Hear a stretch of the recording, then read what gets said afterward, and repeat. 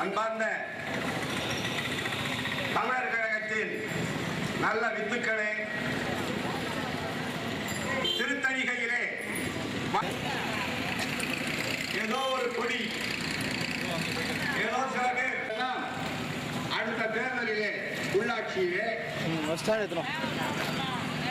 மாநில தேர்தலிலே, நாடாளுமன்ற தேர்தலிலே இடம் கேட்டு அந்த பதவிகளை பிடிப்பதற்காக வருகின்ற ஆட்களோ என்று நீங்கள் பொதுமக்களாகிய நீங்கள் எல்லாம் எண்ண வேண்டாம். இவர்கள் ஆட்சியை பிடிப்பார்கள். இந்த அடிமை ஆட்சியை இல்ல, அடிமை ஆட்சியை தகர்த்து விட்டு ஒரு சரியான விடுதலை ஆட்சியை பிடிப்பார்கள். நாங்கள் எல்லாம் பிடித்திருக்க வேண்டும். எங்களை போன்ற அகவை முதிர்ந்தவர்கள் எல்லாம் உண்மையிலேயே தமிழ்நாட்டினுடைய மானத்தை காக்கின்ற ஒரு வேளையிலே எங்கள் இளமை காலத்திலே எங்களை ஈடுபடுத்திக் கொண்டிருக்க வேண்டும். ஆனால் எங்களை மயக்கிய ஒரு மாய கண்ணியின் பின்னாலே நாங்கள் எல்லாம் மயங்கி சென்று விட்டோம். அந்த தவற்றை இன்றைக்கு உணர்கிறோம். எங்களுடைய பிள்ளைகள் இந்த செய்தியை முன்னெடுத்து தந்தைமாரும் தாய்மாரும் செய்த தவற்றினை செய்யாமல் மிக சரியான செயல்களை செய்து கொண்டிருக்கிறார்கள். ஆகையினால் தமிழ்நாடு, தமிழர், தமிழ் இனம், தமிழ் மொழி என்ற உணர்வு ஊட்டுகின்றவராக இருந்த மாப்போசி அவர்கள், அவர் ஒரு தேசிய கட்சியிலேயே இருந்தாலும் கூட அவர்கள் தமிழ் உரிமை, தமிழ் மொழி உரிமை, தமிழ் மக்கள் உரிமை, இந்தியா விடுதலை பெற்றால் தமிழ்நாடும் விடுதலை பெறும் என்ற ஒரு உணர்வு சிலம்பு செல்வர் அவர்களுக்கு இருந்தது. அவர்கள் ஒரு சரியான நேரத்திலே சரியான சரியான செயலை அவர்கள் சொன்னார்கள். ஆனால் இந்த திராவிட மாயை அந்த சொற்களை எல்லாம் மயக்கிவிட்டது.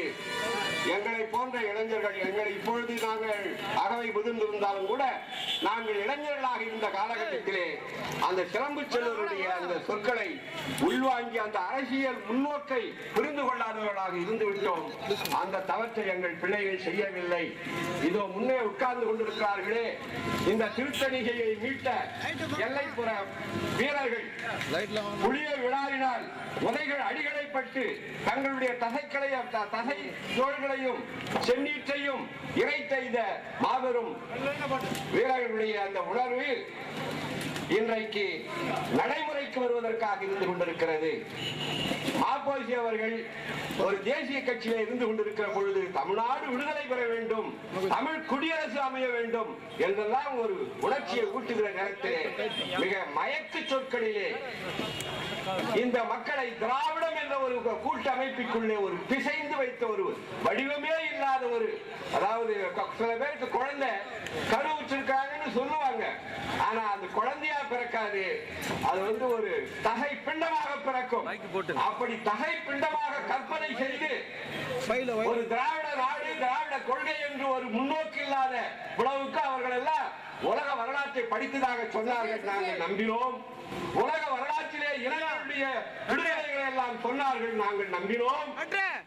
இப்படி மக்களை எல்லாம் நம்ப வைத்து இங்கு தமிழ்நாட்டுக்குள்ளே மட்டும் திராவிடம் என்று சொல்லி அவர்கள் சொன்ன கன்னடம், தெலுங்கு, மலையாளம் என்ற பகுதிகளிலே ஒரு பாவி கூட திராவிடம் என்ற சொல்லை ஒலிக்கவில்லை. அதற்காக உரிமை குரல் எழுப்பவில்லை. அப்படிப்பட்ட ஒரு மயக்க நிலையில இருந்து விட்ட காலம். அதனால் இன்னைக்கு என்ன நேர்ந்திருக்கிறது, என்ன இழந்து விட்டோம் என்று சொன்னால், தமிழ் மக்கள் வாழ்ந்து கொண்டிருந்த நிலப்பரப்பு எல்லாம் மலையாளத்தாரிடத்திலும், கன்னடத்தாரிடத்திலும், தெலுங்கனிடத்திலும் போய் சேர்ந்து விட்டன. ஆந்திராவிலே சில பகுதிகள், கர்நாடகாவிலே சில பகுதிகள், மலையாளத்திலே சில பகுதிகள் என்று போய் தமிழ்நாட்டினுடைய நிலப்பரப்பு சுருங்கிவிட்டது. வளமான பகுதிகள் எல்லாம் சுருங்கிவிட்டன. அதற்கு நடைமுறை சான்றாக இன்றைக்கு நமக்கு ஒரு நீர்வளம் மிகுந்த ஒரு நாடாக இருந்து கொண்டிருக்கிற தமிழ்நாட்டிலே நீர் வளப்பமே இல்லாத ஒரு சூழ்நிலை, இயற்கையே கொள்ளையடிக்கிற ஒரு நிலைமையிலே காவிரியிலே தண்ணீர் விட மாட்டேன் என்று இந்த நாட்டுக்குள்ளேயே தனி மாநிலமாக இருந்து கொண்டு 13-14 அணைகளை நடுவண் அரசுடைய இசைவு இல்லாமலே அமைத்துக் கொண்டான் கர்நாடகத்தான், கன்னடத்தான். பாலாற்றிலே அணை கட்டுவேன் என்று அழிச்சாட்டியம் பிடிக்கிறான் தெலுங்கன்.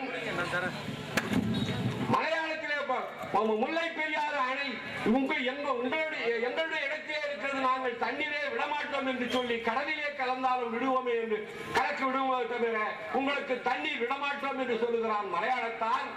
எப்படி நம்முடைய இயற்கை செல்வங்களை எல்லாம் இந்த நாட்டிலே தின்று கொழுத்து உரமேறி அந்த பாவிகள் இன்றைக்கு கூட நம்முடைய தமிழ்நாட்டு எல்லைக்குள்ளே அரசு பதவிகளில் இருக்கிற கயவர்கள் யார் என்று சொன்னால் தமிழர்கள் 30-40 விழுக்காடாகவும் அயல் மொழி பேசுகிற கயவர்கள் மீறி இருக்கிற விழுக்காடாகவும் தான் இருக்கிறார்கள். அந்த அதிகாரிகள் எல்லாம் இங்கு தின்று கொழுத்துக் கொண்டிருக்கிறார்கள்.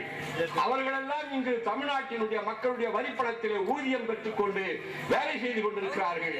ஆனால் எந்த ஒரு தமிழனும் கர்நாடகத்திலோ மலையாளத்திலேயோ இல்லை ஆந்திராவிலேயோ சென்று தான் பணி செய்வதாக எங்கேயும் கணக்கில்லை. ஆக இன்றைக்கு தமிழ் மக்கள் ஒரு நல்ல வித்துக்கள். நாங்கள் ஏமாந்து விட்டோம், எங்கள் பிள்ளைகள் ஏமாறவில்லை. அவர்கள் எல்லாம் விழித்துக் கொண்டார்கள். அந்த விழிப்புணர்ச்சியின் நிலையிலேதான் இந்த தமிழர் கழகம் தோன்றி தமிழர் கழகத்தினுடைய முதல் மாநாடாக, மாநாடு என்று சொன்னால் பெரிய பெரிய கட்சிகளுக்கு கூட இன்றைக்கு ஆயிரக்கணக்கான ஆட்கள் கூட வருவதில்லை. ஆனால் இந்த இவர்களுடைய இந்த எந்த ஊடக விளம்பரமோ எந்த வகையான ஆதரவோ இல்லாத சூழ்நிலையில் இவர்கள் இந்த இளம் பிள்ளைகள் செய்திருக்கிற இந்த வேலை என்பது, இந்த பேரணி என்பது மிக சிறப்பாக அமைந்தது. காவல்துறை நெடுஞ்சாலை வழியாக நமக்கு வழி அமைத்து தரவில்லை என்றாலும் கூட நாம் ஊர்ப்புற மக்களிடத்திலே வந்து அவர்களுக்கு வீட்டுக்கு சென்று அறிக்கைகள் தருகின்ற ஒரு நிலையிலே அமைந்திருந்தது. அந்த காவல்துறைக்கு நன்றி சொல்லுகிறோம். ஏனென்று சொன்னால் ஒவ்வொரு முகத்தையும் பார்த்து அறிக்கைகள் கொடுத்தோம். நம்முடைய பறைமுழைக்கு நாம் அறி முழக்கமிட்டு கொண்டு வந்தோம். அது வகையிலே பாராட்டுது அந்த காவல்துறைக்கு சொல்லிக்கொண்டு இந்த பேரணியிலே வந்திருக்கிற இளைஞர்கள் தமிழ்நாட்டின் பல பகுதிகளில் இருந்து இந்த மாநாடு நடத்துவதற்கு முன்னதாக இவர்கள் இந்த பகுதியிலே ஒரு 3-4 ஊர்களிலே கருத்து பரப்பல் செய்திகளை செய்திருக்கிறார்கள். அந்த ஊர்களில் இருந்தெல்லாம் பிள்ளைகளும் மக்களும் வந்திருந்தால் உண்மையிலே தமிழ் இனத்தினுடைய தமிழ் நாட்டினுடைய சொத்துக்கள் மீட்பதற்கு ஒரு வழியாக அமையும். இன்றைக்கு அவர்கள் வரவில்லை என்றாலும் கூட இந்த பிள்ளைகளுடைய அடுத்தடுத்த தொடர்ச்சியான வேலைகளின் மூலமாக இன்றைக்கு எல்லைப்புற மாவட்டங்களில் தமிழர்கள் வாழ்கின்ற பகுதிகளில், அதாவது பிற மொழி பேசிக் கொண்டிருக்கிறார்கள், ஆனால் அவர்கள் தமிழர்கள்.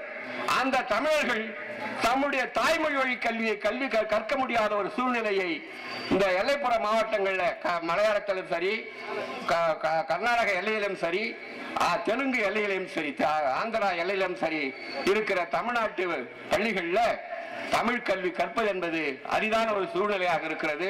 அந்த தமிழ் கல்வியை நாம் கற்றே ஆக வேண்டும். நம் மக்களுக்கு தமிழ் கல்வியை தந்தே ஆக வேண்டும். அது என்ன ஆக வேண்டும்? நாடாவட்டத்தில் நாங்கள் எல்லாம் தமிழர்கள் இல்லை, நாங்கள் வேற்று ஆட்கள் என்ற ஒரு நிலை ஏற்பட்டுவிடும். ஆகையினால அந்த சூழ்நிலையை மாற்றுவதற்காக கங்கணம் எடுத்துக்கொண்டு வெறும் மாநாடுகள் ஊர்வலங்கள் மட்டும் இல்லை. அவர்கள் இந்த இளைஞர்களுக்கு அன்பான வேண்டுகோள், நாங்கள் உங்களிடத்திலிருந்து நிறைய கற்றுக்கொள்கிறோம், இருந்தாலும் கூட எங்களுடைய ஆவல்களை சொல்லிக் கொள்கிறோம். நீங்கள் ஊர்தோறும் செல்லுங்கள். தனித்தனியாக ஒரு ஊரில் 4 பேரை உருவாக்கி விடுங்கள் போதும். ஒருவர் நான் இந்த ஊரில் மட்டும் ஒரு 6 மாத காலம் இருந்து இந்த உணர்ச்சியை ஒரு 4 பேருக்கு ஊட்டுவேன், அந்த ஊர் மக்களுக்கே ஊட்ட வேண்டாம், 4 பேருக்கு ஊட்டுவேன் என்று நீங்கள் கங்கணம் எடுத்துக் கொள்ளுங்கள். இன்னும் 20 ஆண்டுகளிலே தனி தமிழ்நாடு குடியரசு நாடாக மலரும் என்பதிலே ஐயமில்லை.